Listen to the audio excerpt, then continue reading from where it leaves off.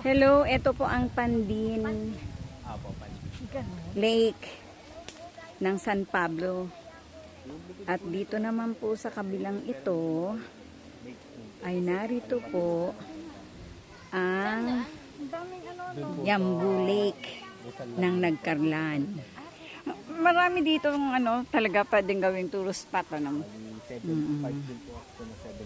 Yan po.